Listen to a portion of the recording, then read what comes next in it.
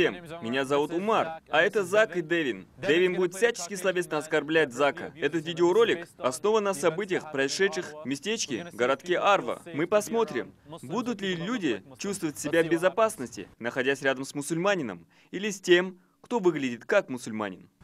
Ты ждешь автобус? Да, что? Я советую тебе поймать другой. Почему? Посмотри, как он одет. И что? Послушай, тебе не следует судить людей только по их одежде или национальности, или по каким-либо еще признакам. То, что случилось там, было совершено фанатиком. Ты не можешь оскорблять людей подобным образом. Такие же фанатики совершили подобное и 11 сентября. Это больные люди, так что извини, но тот парень, он со мной. Я собираюсь пойти домой и одеть тюрбан. Хотел бы увидеть того, кто запретит мне это. Это было ужасно, но я считаю, что нельзя оскорблять человека только по причине его внешнего вида. Но он может взорвать нас. Что насчет меня? Я тоже мог совершать такое, и не принадлежу ни к какой религии или секте. Я просто фанатик.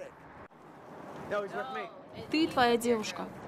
Стоп, я отвечу за него. Вы готовы взять на себя ответственность за его действия? Да, друг, я готов сделать это.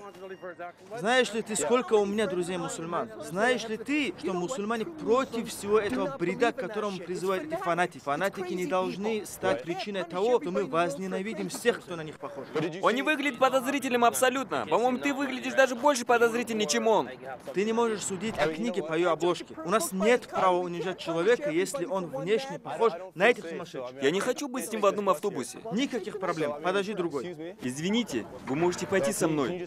Этот парень одет как террорист. Нам небезопасно ехать с ним в одном автобусе. Это полная чушь. Вы так считаете? Да, я так считаю. Я только хочу, чтобы все были в безопасности. Вы можете сесть на другой автобус?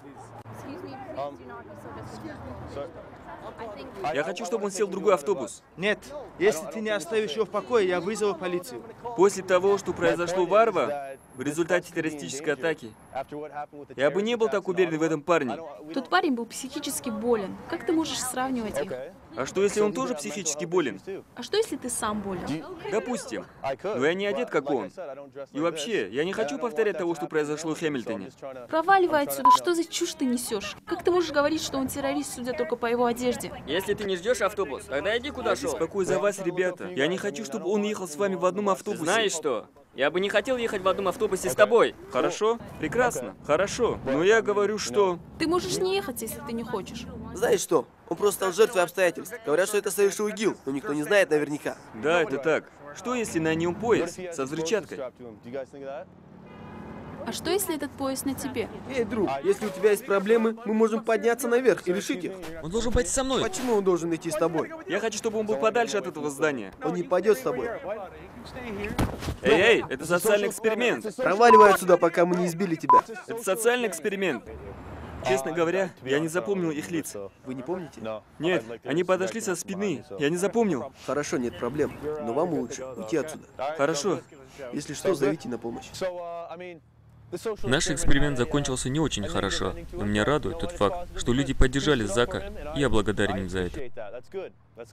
Мы выражаем наше искреннее и глубочайшее соболезнование семье погибшего Натана Сирилло, который был хладнокровно убит в столице Канады. Подобные действия должны быть осуждены, а виновные наказаны. Мы призываем вас жить в мире с друг другом.